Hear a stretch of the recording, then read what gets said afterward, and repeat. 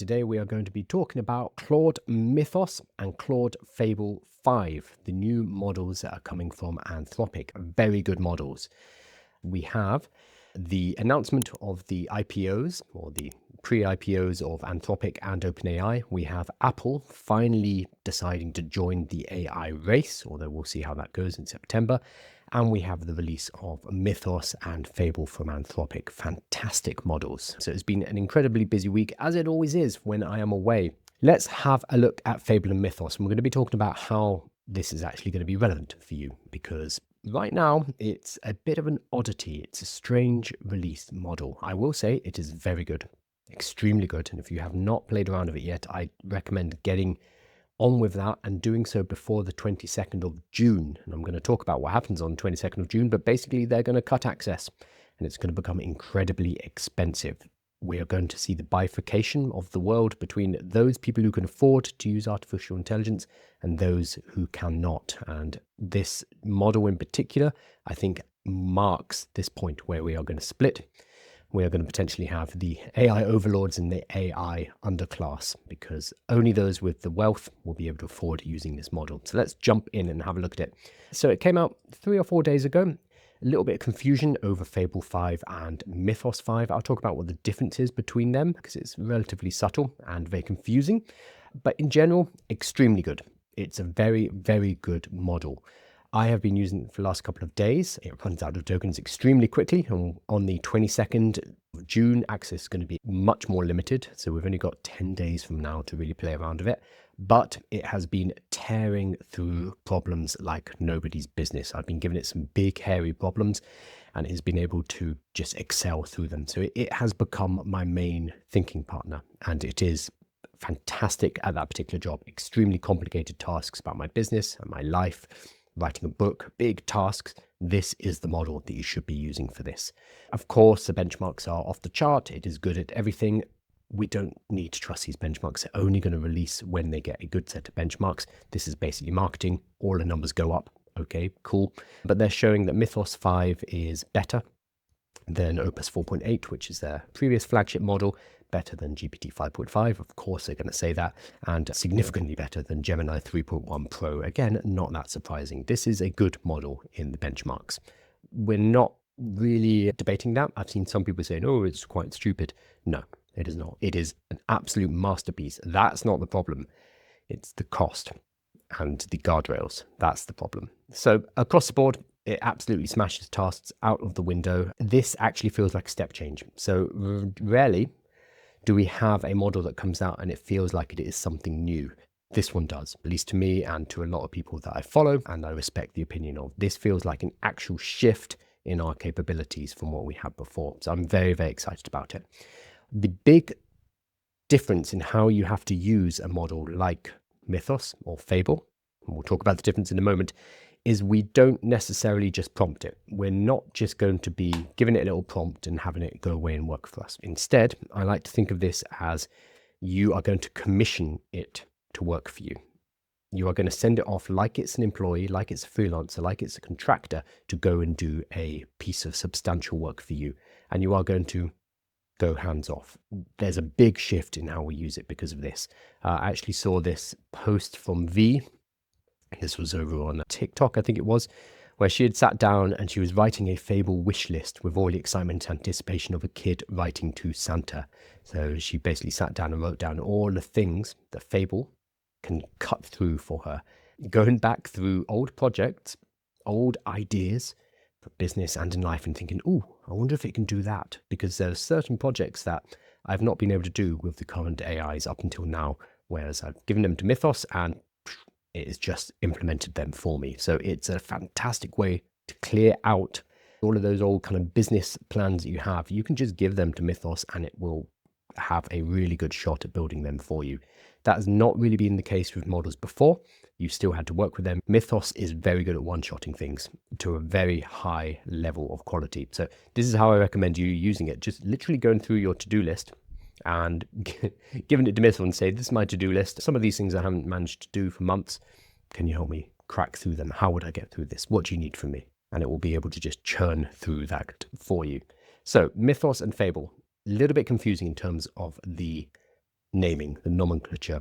We heard about Mythos a couple of months ago when Anthropic said, hey, we've built something, Mythos preview. It's probably the most dangerous thing we've ever built, and we're not going to release it because it will open up every security system on Earth, and therefore we are going to hold back. We're going to provide access to it via something called Project Glasswing to a number of banks, to a number of large kind of server companies to make sure that they are ready for the public release. This happened a few months ago. At the time, I remember saying, it's marketing. They are going to release this at some point, and they have. And it did not take them that long. Lots of people are leaving Claude Code, coming over to Codex. So I've seen some people say, well, so Anthropic have pushed this model out of the door to combat all of the attention going to OpenAI. I think they were going to release it anyway. And remember, they have also announced this week that they are going for an IPO. So some of the filing documents leaked. They've basically said, yep, we're going to be doing an initial public offering, hopefully later this year. So I think the timing is based on that, rather than necessarily as a counterpunch to what they have launched. What you'll be able to find inside of your version of Claude is Fable. Mythos is only usable by trusted partners via this project Glasswing. So unless you are a big bank, unless you're a security company, unless you're running cloud infrastructure and you've been given specific access, you will have Fable. You will not have Mythos. However, Fable is a Mythos class model. Basically what they have done is they have built Mythos, trained Mythos, and then created a higher safeguard version called Fable, which they've released out to the public. And these are now the top level models. So it's no longer Opus, and below that Sonnet, and below that Haiku. We now have a new model on top, which is Fable. So it goes Fable, Opus, Sonnet, Haiku. That is the hierarchy inside of Anthropic. So most of you will not have access to Mythos itself. If you do, tell me. I'd love to play around. I'm sure that won't happen, but we have access to Fable instead, which has safeguards. And you've probably seen people who work in biomedical areas already complaining that they are immediately cut off from using it. I'm thinking of Daria, for example, he's on Twitter. He is a biomedical researcher. The moment he logged into Fable, it said, no, you cannot use it, because it had memory of the work he'd done before with biomedicine and medical research.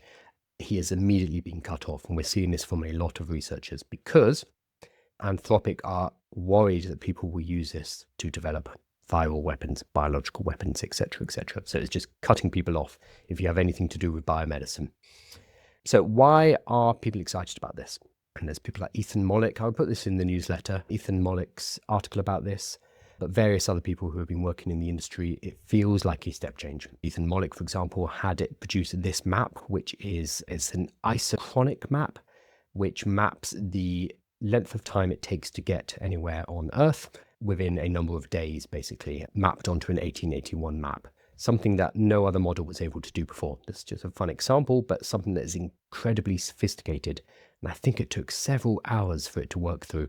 And it span up multiple agents, which went off and did their own research. He thinks it spun up Sonnet agents to keep down the token cost.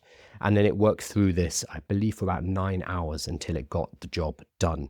That kind of work has been possible to do, but you'd have to set up your own agentic workflows, whereas Fable will just work that out for you.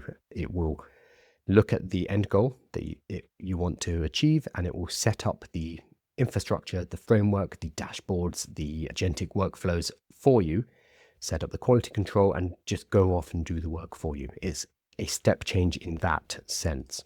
So instead of us sitting and working with our AI, prompting back and forward, giving feedback, telling it what it needs to change, it will just go off and work for hours and hours on its own. I actually have a couple of sessions of it running right now. I'm going to go back to them afterwards, and it will just provide you with the end result. And so far, the end results, at least in my experience, anecdotally, have been spectacular. It is very good at consistent work in order to produce an end result, which means, and I saw somebody commenting on this, it is really a replacement for a human being. And the cost of running it for about an hour, look, the hourly wage of Mythos is about $40 an hour. $40 for an hour of work with Mythos is going to get you some amazing returns, especially compared to a human being. So I think we're seeing the shift from just hiring humans to being able to hire on an hourly basis a model like this, which if you are a business person is probably exciting. If you are an employee and you want to have a job, it's probably a bit concerning, especially when the AI gets a higher minimum wage than you. It's getting $40 an hour as opposed to whatever you're getting paid. And this means that the workflows are changing. It's about commissioning work. We are already going in this direction with agentic workflows. This is just pushing further in that direction. So it's all about you being able to scope out a piece of work, tell it what end goal you want, what success looks like for you, and then allowing the AI to go off and do that work for you. Ethan Mollick talks about the visibility of what it is doing has been lowered. It will just go off and do the work for you, and you don't necessarily know what it's doing. So importantly, it was just limited in how much work I did relative to the model. It is also limited in how much control I had over how the model did things, why the model chose particular approaches, or even how in-depth the results would be. The details of the AI's decision-making are not shown to me, and the process would be too long to even be worth following.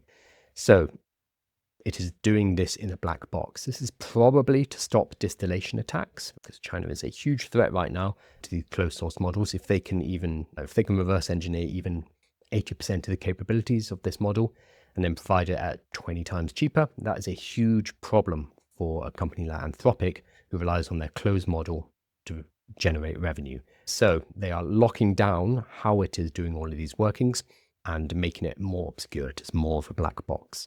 So that means you need to trust the process. You need to put a briefing together. You need to commission Mythos to go and do the work for you. And then you need to be okay with sitting back and in a couple of hours from now, looking at its end result and giving it feedback on that. So we are being removed from the process. One thing I want to say is probably, unless you are incredibly wealthy, probably this is not going to be your daily driver. It's extremely slow. It is extremely expensive, and it is just overkill for the majority of tasks. If you set Fable to write an email for you to a coworker, that is a waste of Fable. You could use Opus, you could use Sonnet, you could use ChatGPT 5.5, you can use any other model. There is no purpose given a small task like that to a large model like this. So what I'm seeing is a lot of people don't really get how useful Fable is, but it's because they're giving it rather mundane tasks. Youth unemployment is on the rise all over the place, especially in the UK. It's getting absolutely insane. I think 20+%, and it's going to get worse. And it means there's potentially going to be a lost generation because of AI and other macroeconomic factors. So I want to put together a educational resource that will help young people to learn how to use AI to start businesses. And I want to give it away for free, basically. So I've said to Fable, hey, this is what I want to do. This is the big problem. there's a lot of young people coming out of university right now, and they have no money. They have no jobs. It's going to be a massive blow to their confidence, not working for the first, 5-10 years of their life. I want to put together something that will help them using artificial intelligence, either to start a business or to carve out some kind of income for themselves. How do we do that? That is a big, meaty problem. That's the kind of thing that you can give to Fable, and it will give you useful answers. Using it for anything less is not really worthwhile because it is so slow. It is so expensive. It's not going to be something that you work with day to day, going back and forth. It is something that you give big, chunky problems, and then you go off and do the rest of your business, and you'll come back in an hour from now, and it will have given you a result. The other thing is, we only have it until the 22nd. So on the 22nd, 10 days from now, we are getting cut off, it looks like. For clarity, I am on the $200 a month subscription plan. Despite that, I will not have access to Fable on the 22nd. So even if you're spending $200 a month with Anthropic, you will be cut off. It's going to be put on a pay per usage plan. So similar to the API, where you're paying for your tokens. And that, we think, might be about $40 per hour, maybe more. So what this means is they're giving us a taste now, showing us how powerful it can be, and then they're going to remove that. And it's up to the people to decide whether using it is worth $40+ per hour. But we need to start thinking of it as an employee. What this does mean, though, is that for everyday users, people who are just using AI to make their lives better, or maybe they don't have cash flow, maybe they don't have much money, they're going to be cut off from being able to use models like this. It will just not be plausible. And only the people who have cash flow, who run a business or are independently wealthy will be able to use models like this. That means, because these models are so effective, that the people who have the cash to run them are going to rocket, whereas the people who do not, they are going to stay on an even keel without access to these high-level models. So this very much means a concentration of wealth. It means the rich get richer because they're able to have access to this kind of intelligence. We knew that this was probably going to be happening, and we already saw creeping levels inside of Claude Code, for example. If you're paying on the API, it costs a lot of money. This is the first time where it seems extremely apparent that we're going to have two classes of AI users. We're going to have people who can afford not just $200 a month, but potentially thousands of dollars per month to run a model like this. And then there are people who are going to be left on the $20, $100, and $200 a month plans.